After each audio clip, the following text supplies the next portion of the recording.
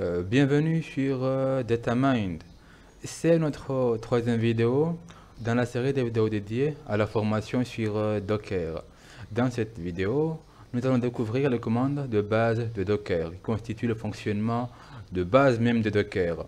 Nous verrons comment utiliser ces commandes et nous verrons également quelques exemples concrets d'utilisation de ces commandes. N'oubliez pas, si vous êtes nouveau sur la chaîne, de vous abonner et d'activer la cloche de notification pour ne rater aucune de nos vidéos. Si le contenu de nos vidéos vous plaît, vous pouvez liker ou partager.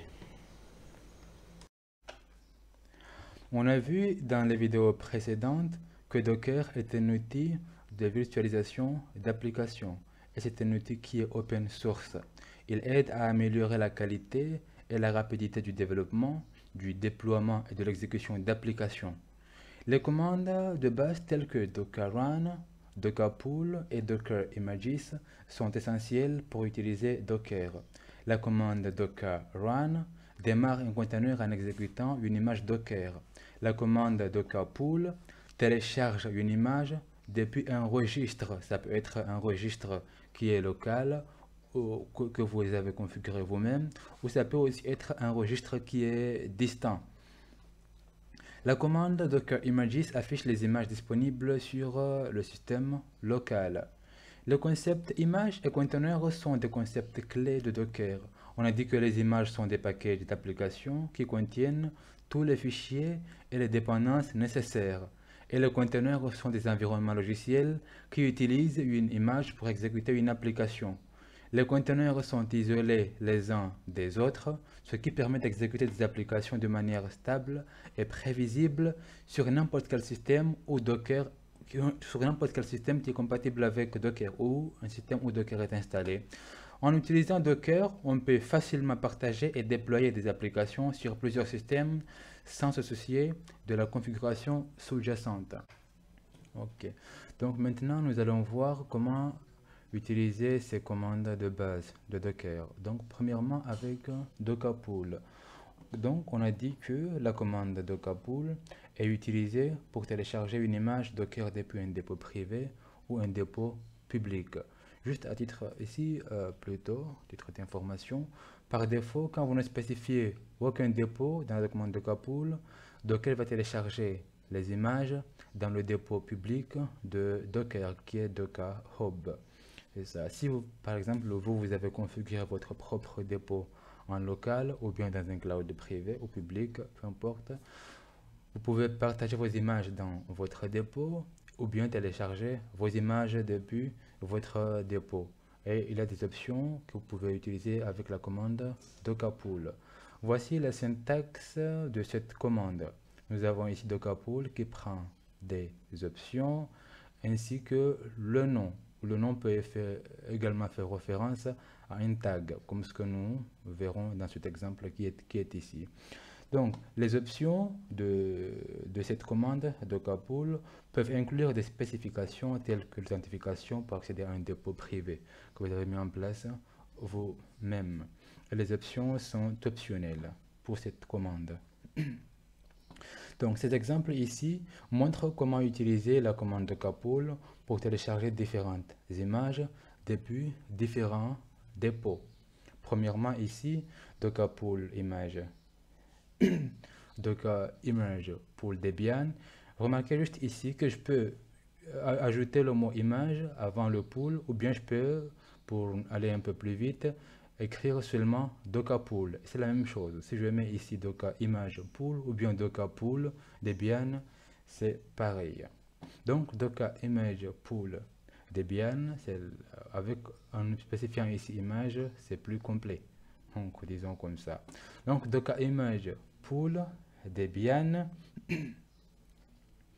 va télécharger la dernière version de l'image Debian depuis le dépôt public Docker, puisqu'on a spécifié aucune version ni tag. Donc le tag par défaut qui sera utilisé, ça sera la test.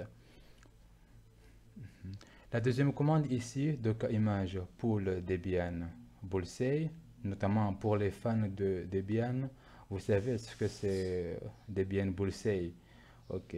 Cette commande va télécharger la version étiquetée bullseye de l'image Debian depuis le dépôt public Docker Hub. La commande ici Docker Image Pool Ubuntu 22.04 va télécharger la version étiquetée ou bien la version 22.04 de Ubuntu depuis le dépôt guide Docker Hub plutôt. Et ça. Et ici la commande Docker Image Pool distri.local va télécharger l'image test image qu'on a ici. Il va le télécharger depuis un dépôt privé à l'adresse qui est spécifiée ici, registry.local sur le port 5000. Ici, puisqu'on a spécifié ici le dépôt, donc Docker va chercher l'image dans ce dépôt ici, registry.local 2.5000. Ok, testing, il va chercher l'image test image. C'est comme ça que vous pouvez utiliser la commande dockerpool pour télécharger une image depuis un dépôt spécifique que vous connaissez. Ensuite, nous avons ici la commande docker run. Une fois que vous avez téléchargé votre image en local, vous pouvez l'utiliser pour créer un conteneur Docker. Donc, avant de créer pour créer le conteneur Docker, c'est la commande docker qu'on va utiliser. Donc, la commande docker run est utilisée pour exécuter une image Docker en tant que conteneur. On a dit que c'est une image. Donc, la commande docker run va tout simplement exécuter votre image que vous avez déjà téléchargée avec Dockerpool en tant que conteneur. Les options, voici même la syntaxe de la commande. Donc, c'est docker run, option, image, ça peut prendre d'autres commandes et des arguments. Les options de cette commande peuvent inclure la spécification des options pour configurer et personnaliser le conteneur. Voici quelques exemples pour l'utilisation de la commande docker run. Docker run, le nom ici test-it Debian, ça va tout simplement exécuter l'image Debian en tant que conteneur nommé test. Donc l'image Debian sera exécutée en tant que conteneur et elle sera nommée test. Par défaut, si vous ne donnez pas un nom à une image, à un conteneur Docker, Docker va tout simplement attribuer un nom par défaut ou bien un nom par défaut, disons comme ça, lors de la création du conteneur. Donc ici, si on met l'option name, le 2-name, on spécifie le nom du conteneur ici. Ça permet après de gérer le conteneur. Nous verrons par gestion des conteneurs. Donc ici, le conteneur qui sera lancé, c'est Debian. De même ici, si vous n'aviez pas avant à faire un Dockerpool de l'image Debian en local, et puis vous tapez la commande docker run, Docker va tout simplement télécharger l'image Debian avant, il va le télécharger, le mettre en local avant de créer le conteneur qui sera nommé ici test. Ici l'option -it sera juste exécuter le conteneur en mode interactif.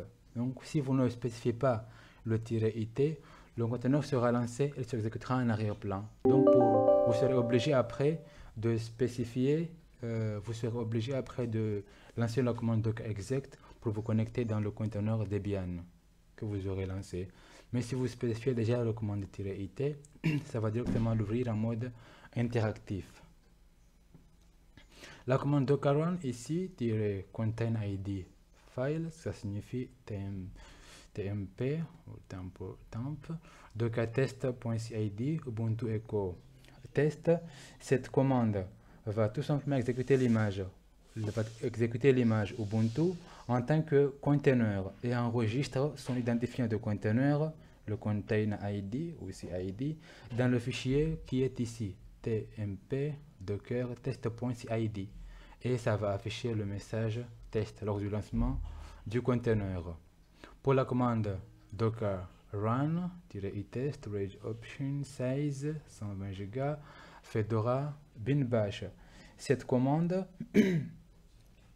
va tout simplement ici exécuter l'image Fedora en tant que conteneur en mode interactif avec l'option "-it" ici et avec une taille de stockage de 120 Go définie à l'aide de l'option storage option qui est ici opt. Le conteneur exécutera ensuite la commande bin bash. Ensuite la commande docker run-p 127 80 80 ubuntu bash, tout ça, ça va exécuter l'image Ubuntu en tant que conteneur en mappant le port 8080 du conteneur au port 80 de l'hôte local, le 127.0 qui est 0.01 qui est ici, en utilisant le protocole TCP. Le conteneur exécutera ensuite la commande bash. C'est ça. Ensuite, nous avons ici la commande docker images. Une fois que vous avez téléchargé votre image et que vous avez créé vos conteneurs, vous pouvez utiliser la commande docker images. Cette commande liste les images Docker sur la machine locale. Voici la syntaxe de la commande. Ici, docker images, option, repository, ce qui peut prendre aussi un tag ici. Donc, on a dit que l'image va tout simplement lister les images Docker sur la machine locale. Toutes les images que vous allez télécharger avec Dockerpool, qui sont dans votre machine locale, avec Docker Images, vous pouvez voir ces images-là, ou bien appliquer des filtres que nous verrons dans les options de la commande Docker Images. Les options données à cette commande peuvent inclure des filtres pour afficher les images correspondant à des critères bien spécifiques ou le format d'affichage souhaité pour les informations sur les images. Donc les exemples que vous voyez ici montrent comment utiliser la commande Docker Images pour afficher différentes informations sur les images. Premièrement, la commande Docker Images ici, tout simplement, affiche toutes les images sur la machine locale, sans exception. Docker Images. Ici, la commande Docker Images Java, avec l'étiquette 8.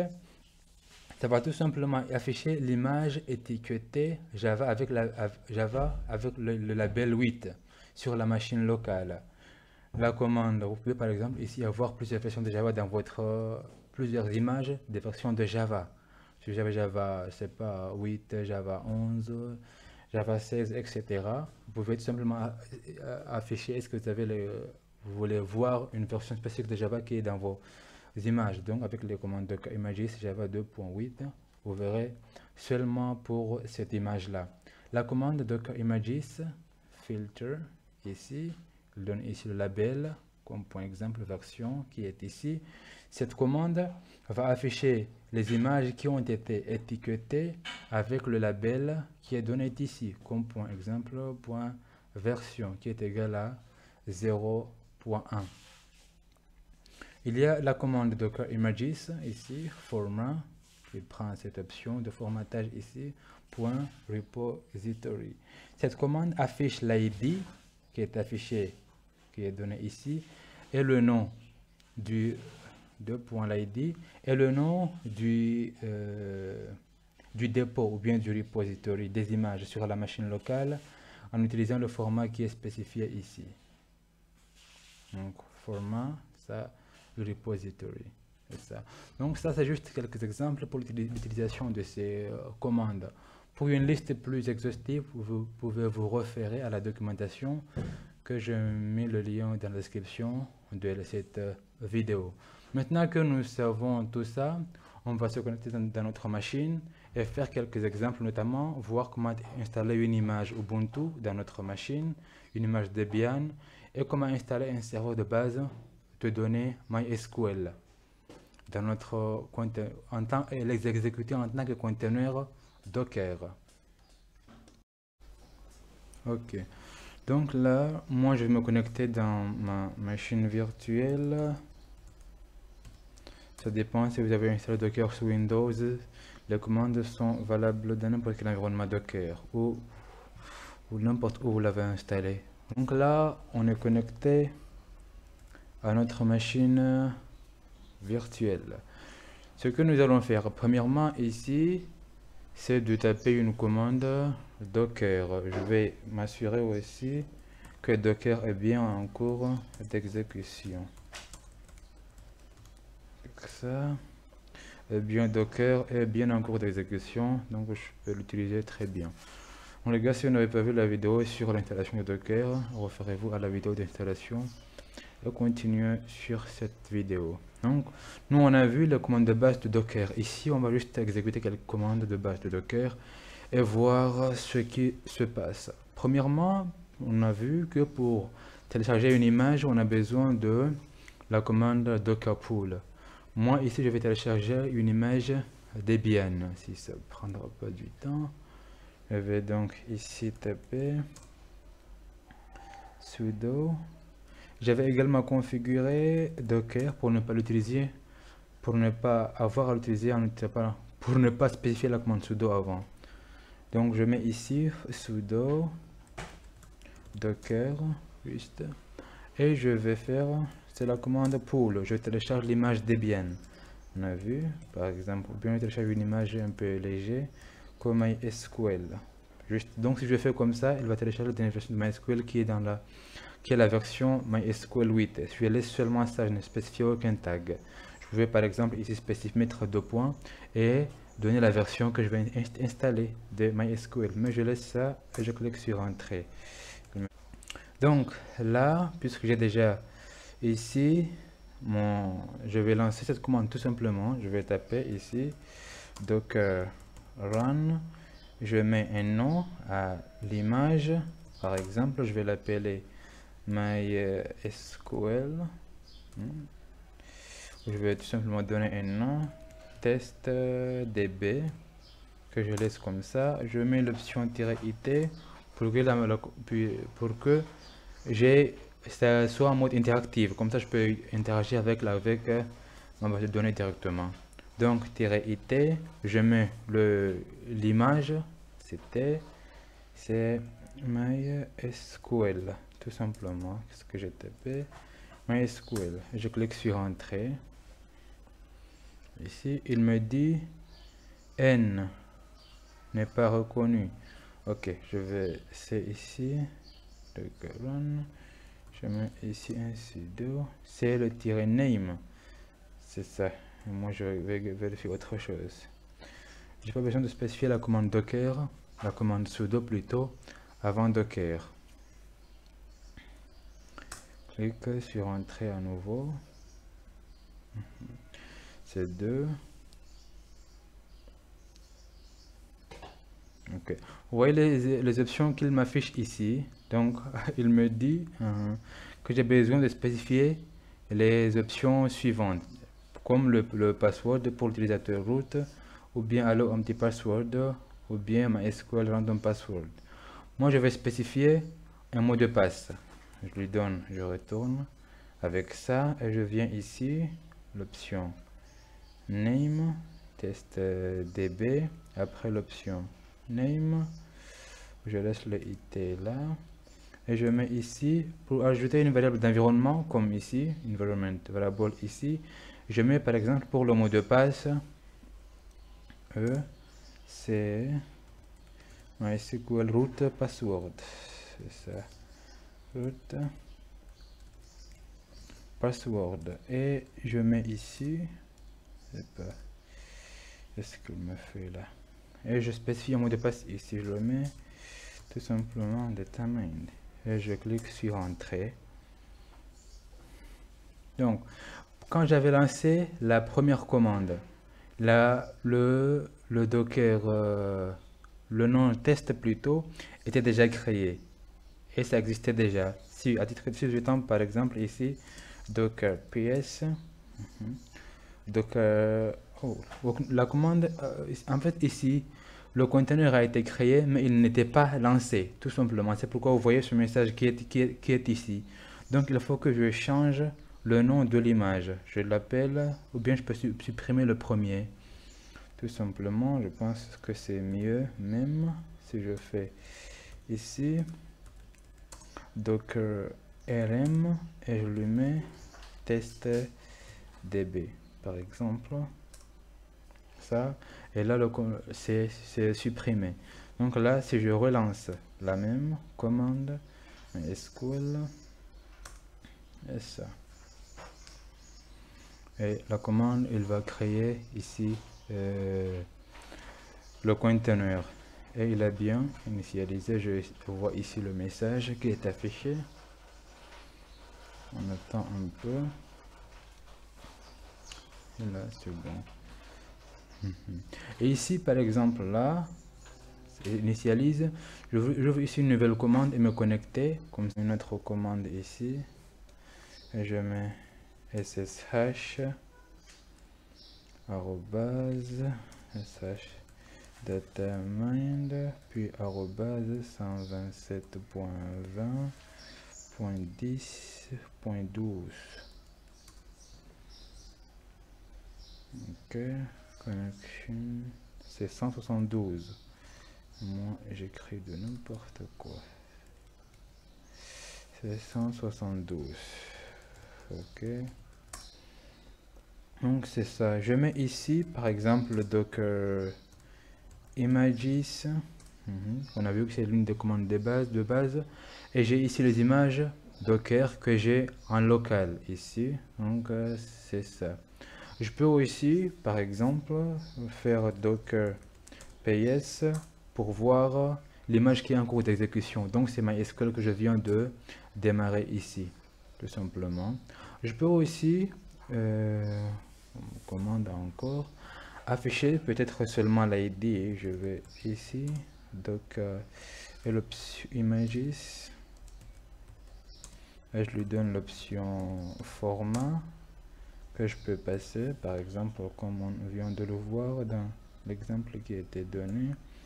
J'affiche seulement peut-être l'ID et je ferme ça, clique sur entrée et j'ai seulement les ID. Ça c'est pas très utile, mais bon. Et je peux par exemple plutôt ici, ce sont des images, les ID des images que j'ai en local. Donc puisque notre serveur de base de données est en cours d'exécution qui est ici, je peux même me connecter dans la base. Par exemple ici je mets docker exec, on n'a pas encore vu cette commande, c'est le chat en inter, je veux que ce soit interactif et je lance, je me connecte à testdb et je lance la commande bash, je lance le shell bash plutôt. Et là si je tape mysql-u, je mets root par exemple, je mets le mot de passe également et je mets le mot de passe que j'avais tapé. Et là je me suis connecté à ma base de données. Si je lance ici par exemple la commande show data basis, et je vois que je peux lister ici le contenu de ma base de données. Du coup je vais quitter ici et ici. Donc là on a vu comment utiliser les commandes de base docker pour créer des images, notamment avec docker pull pour télécharger. Moi j'avais ici télécharger une image MySQL, mais ça peut être aussi par exemple avec n'importe quel qu'est-ce que j'ai fait, c'est docker image pull. On a dit qu'en utilisant image on n'est pas l'utiliser, c'est la même chose. Donc là il va télécharger. Donc on a vu comment télécharger des images avec la commande docker pull et aussi comment lister les images qui sont en cours d'exécution avec la commande docker images, et notamment comment c'était quoi encore, comment lancer plutôt un conteneur avec la commande docker run. Donc ce sont les commandes de base de docker. Juste c'est ça pour le moment. Ok, c'est ainsi que prend fin cette vidéo. Si le contenu vous a plu, n'oubliez pas de liker, de commenter si vous avez des suggestions, ou bien de liker. Si vous voulez aussi que je fasse une vidéo sur la connexion sur SSH, vous pouvez écrire dans les commentaires. Ok.